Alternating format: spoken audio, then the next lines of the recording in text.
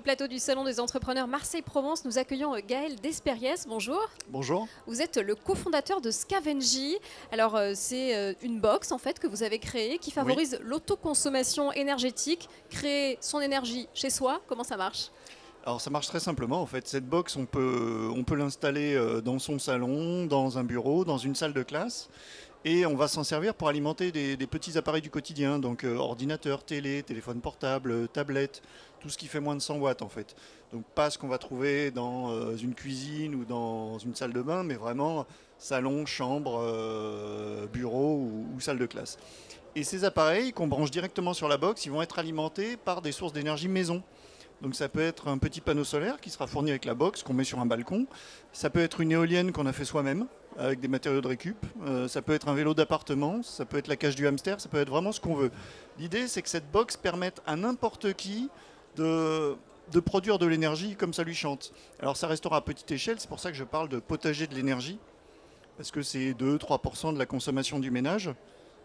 Mais c'est toujours ça de gagner sur la facture. Voilà, c'est ça l'idée, c'est que c'est un début, ça permet d'avoir une autre alternative finalement. Oui, et ça permet aussi de repenser notre rapport à la consommation d'énergie de tous les jours. C'est vraiment comme le potager, quand on fait pousser quelques tomates sur son balcon, c'est pas grand chose à manger en soi. Mais on est fiers. Oui, et puis surtout on arrête de gaspiller ce qu'on achète au supermarché. On est toujours obligé d'y aller au supermarché, mais on fait beaucoup plus attention à ce qu'on achète et la manière dont on l'utilise. Et moi, je pense que la transition énergétique, elle ne peut pas s'enclencher tant qu'on ne repense pas nos habitudes de consommation. Faire un petit peu d'énergie, même si c'est de quoi recharger un ordinateur à la maison, ça nous fait basculer. C'est toujours ça de prix. Et où est-ce que vous en êtes aujourd'hui du développement de cette box ? Alors, on a fait une campagne de crowdfunding sur Zest au printemps. On a une e-boutique sur scavengy.fr où à peu près 70 personnes ont déjà précommandé une box et on va livrer les premières début d'année prochaine.